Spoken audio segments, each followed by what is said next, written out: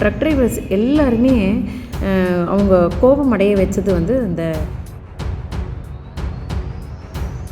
Motor accident compensation scheme ஃபண்டில் வந்து stack ஹோல்டர்ஸ்லாம் யாருன்னு பார்த்தா அந்த இன்சூரன்ஸ் கம்பெனிஸ் தான். காம்பன்சேஷன் அமௌண்ட் எவ்வளோங்கிறது ஃபிக்ஸ் பண்ணுறதுல நாங்கள் வந்து எந்த டைரக்ஷனும் கொடுக்க முடியாது அப்படின்னு சொல்கிற உச்சநீதிமன்றம் இது வரைக்கும் அந்த ப்ரொசீஜர்ஸ் அதுக்கான ரூல்ஸு ப்ரொசீஜர்ஸ் எதுவுமே வகுக்கப்படவே இல்லை. சார்ஜ் ஷீட்டை ஃபைல் பண்ணாமலே கேஸ் வந்து லிமிடேஷன் பீரியடுக்குள்ளே ஃபைல் பண்ண முடியல அப்படின்னு சொல்லிட்டு அந்த வழக்கை வந்து முடிச்சிருவாங்க. இதுதான் ரொம்ப அதிகமாக இருக்குது. 2017 2022 வரைக்கும் பார்க்கும் பொழுது பார்த்தா ஏகப்பட்ட ஹிட் அண்ட் ரன் கேசஸ் இருக்கு. 80,000 கேசஸ் பதிவாயிருக்கு. ஆனால் வந்து 1% தான் வந்து கிளைம் பண்ணி அவங்க வாங்கியிருக்காங்க. உச்ச நீதிமன்றம் தன்னுடைய அதிருப்தி தெரிவிக்குது. 2 லட்சம் வந்து ரொம்ப கம்மியாக இருக்கு இல்லையா? இடைக்காலமாக அதை பாதிப்படைந்த குடும்பத்துக்கு நஷ்டஈடு கொடுக்கறதுக்கான ரூல்ஸ் எல்லாம் ஃப்ரேம் பண்ணோம். அப்போதான் நம்மளுடைய ஆஃபீஸர்ஸ் கவர்மெண்ட் அஃபிஷியல் வந்து வேகமாக இயங்கும். வணக்கம் நண்பர்களே, இன்னைக்கு முக்கியமான ஒரு நிகழ்வை பற்றி தான் உங்கள்கிட்ட பேசணும் அப்படின்னு நினச்சிருக்கேன். 2-3 நாளாக நம்மளுடைய நாட்டில் வந்து ட்ரக் டிரைவர்ஸோட ப்ரொட்டஸ்ட்டு, ஒரு ஹிட் அண்ட் ரன் கேஸு சம்மந்தப்பட்ட ப்ரொட்டஸ்ட் வந்து நடத்தினதை வந்து நீங்கள் செய்தித்தாளில் படிச்சிருப்பீங்க. இங்கே சவுத் இந்தியாவில் அந்த அளவுக்கு இல்லை அப்படின்னாலும் நார்த் இந்தியாவில் இது ரொம்ப தீவிரமாக இந்த போராட்டம் நடத்தப்பட்டது. என்ன காரணம் அப்படின்னா, ட்ரக் டிரைவர்ஸ் எல்லாருமே அவங்க கோபம் அடைய வச்சது வந்து இந்த பாரதிய நியாய சமிதி பிஎன்எஸ் அப்படின்னு சொல்லப்படுகிற இந்தியன் பீனல் கோடு புதுசாக கொண்டு வரப்பட இருக்கின்றது. அது சம்மந்தப்பட்ட அதிருப்தியை தான் வந்து அவங்களுடைய போராட்டமாக வந்து காட்டினாங்க. என்னென்னா வந்து நம்ம ஹிட் அண்ட் ரன் கேசஸ், வாகன விபத்து ஏற்பட்டு அதில் ஒரு இறப்பு நடந்தால் யூஸ்வலாக வந்து ஐபிசியில் வந்து 304A அதுக்கு மேக்ஸிமம் தண்டனை வந்து 2 வருஷம் சிறை தண்டனை அல்லது அபராதம் அப்படிங்கிறது இருந்துச்சு. அது இப்போது இந்த பிஎன்எஸ் மூலமாக மாற்றப்பட்டு குறைந்தபட்ச தண்டனை சிறை தண்டனையே வந்து 10 வருடம் சிறை தண்டனை அப்படிங்கிறதும் அபராதமாக 7 லட்சம் ரூபாயும் விதிக்கப்படலாம் அப்படின்னு சொல்லப்பட்டிருந்தது. இதுதான் அவங்களுடைய கோபத்துக்கே காரணம். அவங்களுடைய கோரிக்கை என்னென்னா வந்து ஒரு 7 லட்ச ரூபா ஃபைன் கட்ட போகிற அளவுக்கு தகுதி படைத்தவராக இருந்தால் அவர் ஏன் டிரைவர் வேலைக்கே வராரு அப்படிங்கிற கேள்வி எழுப்புறாங்க. அதே மாதிரி 10 வருஷம் நான் சிறைக்கு போயிட்டேன்னா என்னோடய குடும்பத்தை கவனிக்க போகிறது யார்? எல்லாருமே வந்து ஒரு 6,000 7,000 சம்பளத்துக்கு தான் வந்து இந்த வேலைக்கே வர்றவங்களாக இருப்பாங்க. இன்னொன்று, ஒரு விபத்து நடந்த உடனே ஓடி போகணும் அப்படிங்கிற எண்ணமே எங்களுக்கு கிடையாது. காவல்துறைக்கு தகவல் தெரிவிக்கணும் அப்படிங்கிறத தான் நினைக்கிறோம். ஆனால் அந்த ஆக்சிடென்ட் நடந்த உடனே அக்கம் பக்கத்தில் இருக்கிற மக்கள்லாம் வந்து எங்களை சூழ்ந்துக்கிட்டு கோபமாக எங்களை வந்து அடிக்கிறதுக்கும் அந்த வாகனத்தை தீக்கிரையாக்கிறதுக்கும் முயற்சி செய்வாங்க. அப்படிங்கிறதுலேருந்து தப்பிக்கிறதுக்காக தான் நாங்கள் அந்த இடத்துலேருந்து போக வேண்டியதாக இருக்குது.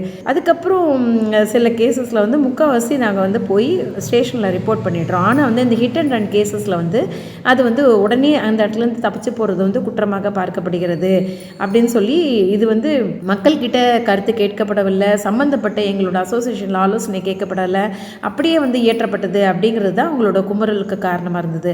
இதனால் என்ன ஆயிடுச்சுன்னா வந்து ஒரு எரிவாயு தட்டுப்பாடு நாடெங்கிலும் இருக்கக்கூடிய சூழ்நிலை ஏற்பட்டு தான் வந்து உடனே மத்திய அரசே வந்து அமைச்சரே தலையிட்டு, இப்போ ராஜா இன்னும் இம்ப்ளிமெண்ட்டே பண்ணலை இதை, அதனால் பொறுங்க, உங்களோட கருத்துக்கள் எல்லாம் கேட்டுட்டு தான் நாங்கள் இம்ப்ளிமெண்ட் பண்ணுவோம் அப்படின்னு அவங்க சொன்னதுனால, உறுதிமொழி அளித்ததுனால இந்த போராட்டம் தற்போது நிறுத்தி வைக்கப்பட்டுள்ளது அப்படிங்கிறது தான். எம்பியெல்லாம் வந்து பார்லிமெண்ட்டில் சஸ்பெண்ட்லாம் பண்ணி பெருவாரியான எம்பிக்கெலாம் சஸ்பெண்ட் பண்ணி இந்த சட்டங்கள்லாம் இயற்றப்பட்டது. ஆனாலும் மக்களுடைய கோபம் முன்னாடி எந்த பாச்சாவும் பழிக்கல பாருங்கள். அரசே வந்து இறங்கி வந்து இதை இம்ப்ளிமெண்ட் பண்ணுறதுக்கு முன்னாடி உங்களோட கருத்துக்களை கேட்டுட்டு அதுக்கப்புறம் அதுக்கான மாற்று கருத்து இருந்தால் அது வந்து திருத்தம் செய்வதற்கான நடவடிக்கை எடுப்போம் அப்படின்னு உறுதியளிச்சிருக்காங்க.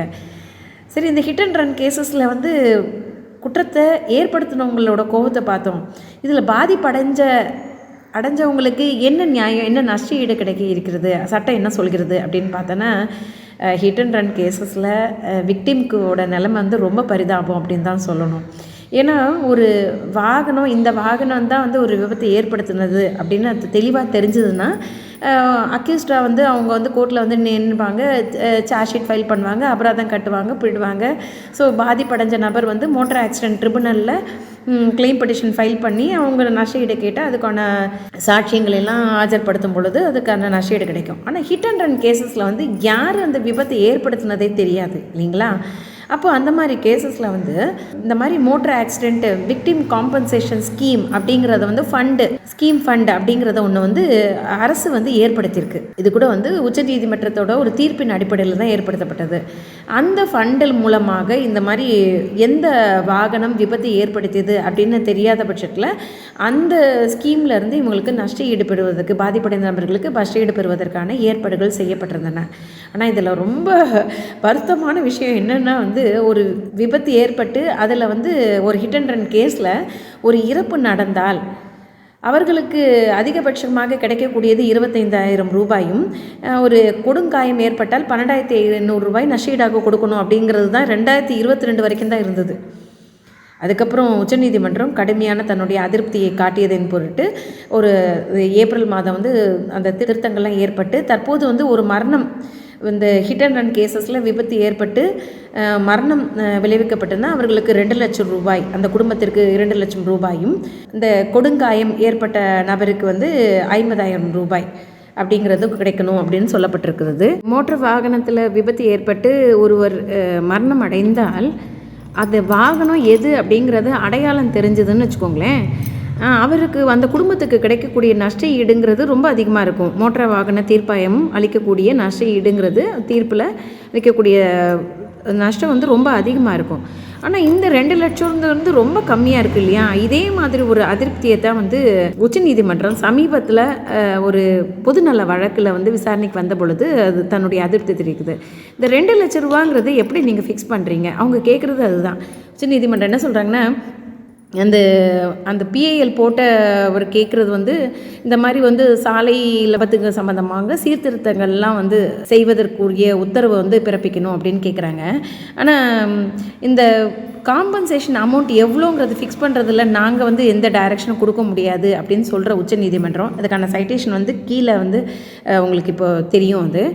அந்த வழக்கில் வந்து பிஐஎல்ல உச்சநீதிமன்றம் என்ன சொல்கிறாங்கன்னா, இது எவ்வளோ அமௌண்ட்டு கொடுக்கணும் அப்படிங்கிறத நாங்கள் தீர்மானிக்க முடியாது. ஆனால் அதே சமயத்தில் இந்த 2 லட்சம் ரூபாங்கிறது எப்படி ஃபிக்ஸ் பண்ணுறீங்க? ஏன்னா ரொம்ப கம்மியான இதாக இருக்குது இல்லையா? அது வேறு இந்த விக்டிம் காம்பன்சேஷன் ஸ்கீம் ஃபண்ட், இந்த மோட்டார் ஆக்சிடென்ட் காம்பன்சேஷன் ஸ்கீம் ஃபண்டில் வந்து ஸ்டேக் ஹோல்டர்ஸ்லாம் யாருன்னு பார்த்தா அந்த இன்சூரன்ஸ் கம்பெனிஸ் தான். இந்த ஸ்டேட்டோ சென்ட்ரலோ எதுவுமே அதில் பார்ட்டிஸாக கிடையாது. அதை உச்சநீதிமன்றம் கேள்வி கேட்குறாங்க. ஒரு விபத்து நடந்து அந்த விபத்தை ஏற்படுத்திய வாகனம் எது அப்படிங்கிறது தெரியலை அப்படின்னு ஒரு ஸ்டேட் சொல்லணும்னா அது அதனோட இன்னபிலிட்டியை தானே எக்ஸ்பிரஸ் பண்ணுது. அப்போ அவங்களோட லைபிலிட்டி இருக்குது இல்லையா? அந்த விபத்தில் பாதிப்படைந்த நபருக்கு நஷ்டஈடு கொடுக்க வேண்டியது அந்த அரசுக்குரிய கடமையாக அது கொல்லப்பட வேண்டுமா இல்லையா அப்படிங்கிறதையும் கேட்குது. அதே சமயத்தில் அந்த ஸ்கீமில் இன்ட்ரிம் காம்பன்சேஷன் கொடுக்கணும் அப்படிங்கிறதும் இருக்கும். ஆனால் இது வரைக்கும் இந்த ப்ரொசீஜர்ஸ், அதுக்கான ரூல்ஸு ப்ரொசீஜர்ஸ் எதுவுமே வகுக்கப்படவே இல்லை. ஸோ இன்ட்ரிம் காம்பன்சேஷன் இடைக்கால நீங்கள் நஷ்டஈடு 2 லட்ச ரூபா கொடுங்க, விசாரணைலாம் நடத்தி நீங்கள் கொடுங்க. ஆனால் அதுக்கு இடைக்காலமாக அதை பாதிப்படைந்த குடும்பத்துக்கு இடைக்காலமாக நஷ்டஈடு கொடுக்கறதுக்கான ரூல்ஸ்லாம் ஃப்ரேம் பண்ணோம். அப்போ தான் நம்மளுடைய ஆஃபீஸர்ஸ், கவர்மெண்ட் அஃபிஷியல் வந்து வேகமாக இயங்கும் அப்படிங்கிறதையும் உச்சநீதிமன்றம் தெளிவுபடுத்தியிருக்கு. இன்னும் அதுக்கான தீர்ப்பு வெளிவரல. ஸோ விசாரணைகள்லாம் நடைபெற்று முடிந்து விட்டன. அதுக்கான தீர்ப்பை வந்து நம்ம எதிர்நோக்கி இருக்கலாம். இதே மாதிரி போன வாரம் நம்மளுடைய சென்னை உயர்நீதிமன்றத்தில் ஜஸ்டிஸ் ஆர் சுப்பிரமணியன் ஜேவோட பெஞ்ச் வந்து இதே மாதிரி ஒரு வழக்கு, ஒரு மோட்டார் வாகன தீர்ப்பாயத்தில் உத்தரவு பிறப்பித்ததை எதிர்த்து போடப்பட்ட மேல்முறையீட்டில் விசாரணைக்கு வந்த பொழுது அவங்க ஒரு தீர்ப்பு அளிக்கிறாங்க. என்ன சொல்கிறாங்கன்னா, இந்த ஸ்டேட் கவர்மெண்ட் வந்து இந்த நஷ்டஈட்டு தொகை குறித்து வந்து ஒரு மறுபரிசீலனை செய்யணும். ஏன்னா 2 லட்ச ரூபாங்கிறது ரொம்ப கம்மியாக இருக்குது. இந்த வாகனம், விபத்து ஏற்படுத்திய வாகனம் எது அப்படின்னு தெரியும் பொழுது அந்த பாதிப்படைந்த நபருக்கு கிடைக்கக்கூடிய நஷ்ட ஈடுங்கிறது அதிகமாக இருக்கும். இது ரொம்ப கம்மியாக இருக்குது அப்படிங்கிறதுனால தானே அவங்க வந்து ஒரு பொய்யான ஒரு வாகனம், வேறு ஒரு வாகனம் வந்து இந்த விபத்தை ஏற்படுத்துகிற மாதிரி உருவாக்குற மாதிரி ஒரு சந்தர்ப்ப சூழ்நிலைலாம் ஏற்படுது அப்படின்னு சொல்கிறாங்க. ஏன்னா அந்த கேஸில் மோட்டார் ஆக்சிடென்ட் ஏற்படுத்தினது வந்து ஒரு லாரி அப்படின்னு காட்டுறாங்க. இதில் என்ன ஒரு ஆச்சரியமான விஷயம் என்னென்னா வந்து அந்த சார்ஜ் ஷீட்டு, அந்த விபத்து ஏற்படுத்தினா சொல்லப்படுற லாரிக்கு எதிராக charge sheet lower court, magistrate கோர்ட்டில் ஃபைல் பண்ணப்படவே இல்லை. அங்கே எஃப்ஐஆர் க்ளோஸ் பண்ணிகிட்ருக்காங்க.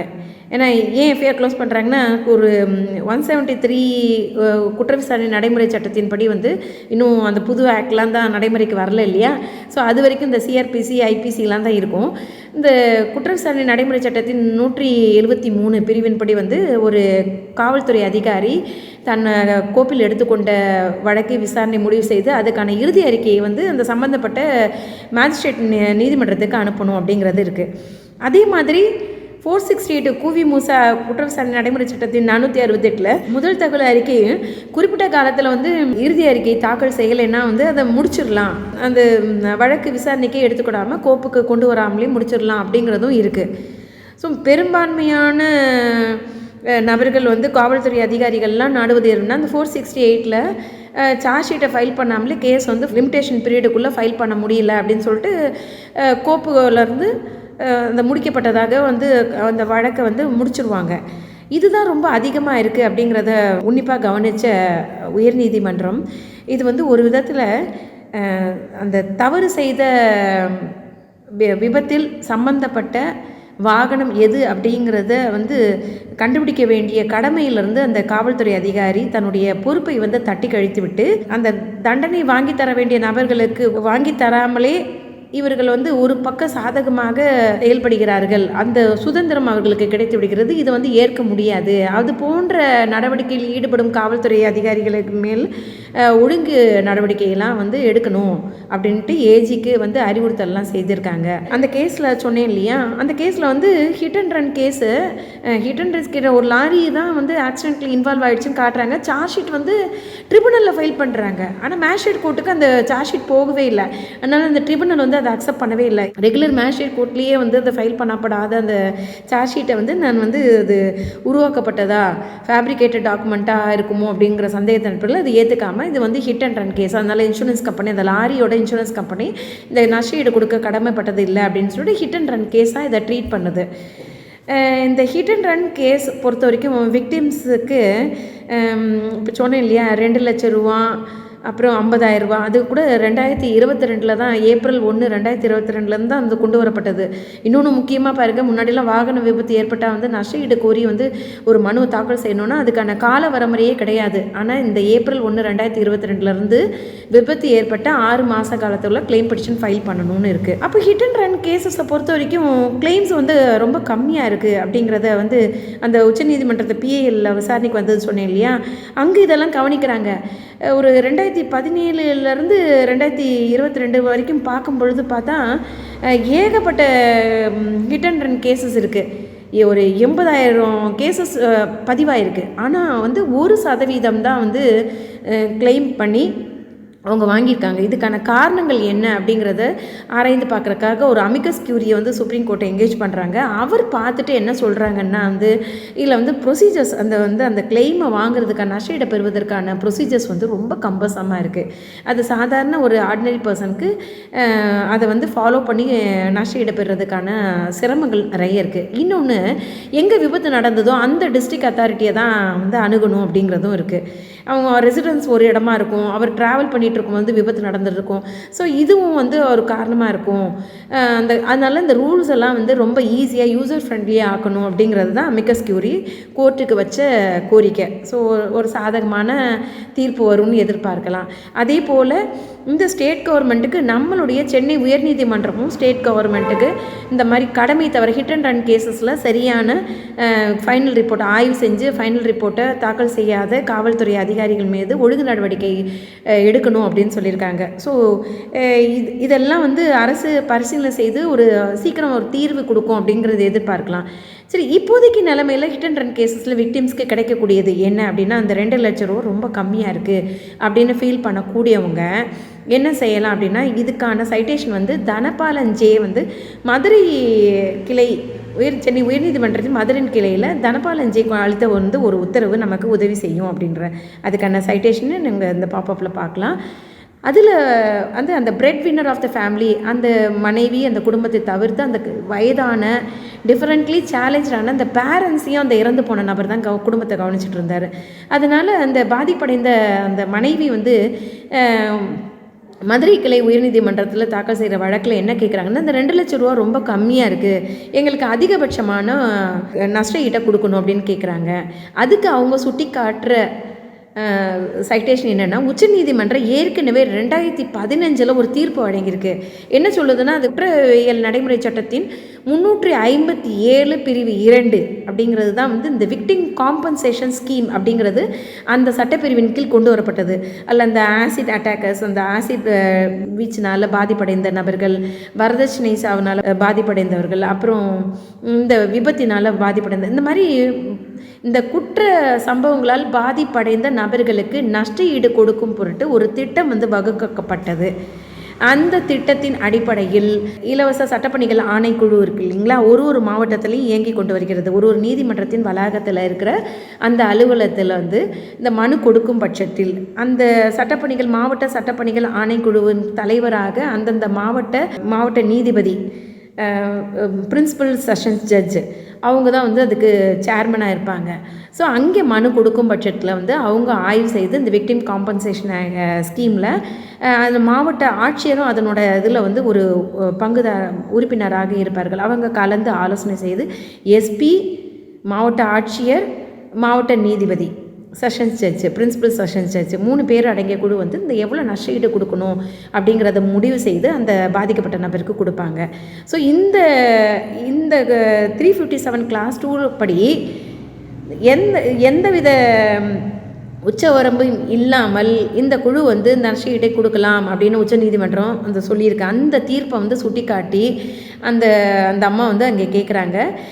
தனபாலன் ஜட்ஜும் அதை ஏற்றுக்கிட்டு உடனடியாக அந்த மாவட்ட சட்டப்பணிகள் ஆணைக்குழு இவங்களோட கோரிக்கையை ஏற்றுக்கிட்டு 2 மாதத்துள்ள விசாரணை நடத்தி அவங்களுக்கு உரிய நஷ்ட ஈடு கொடுக்கணும் அப்படின்னு தீர்ப்பளிச்சிருக்காங்க.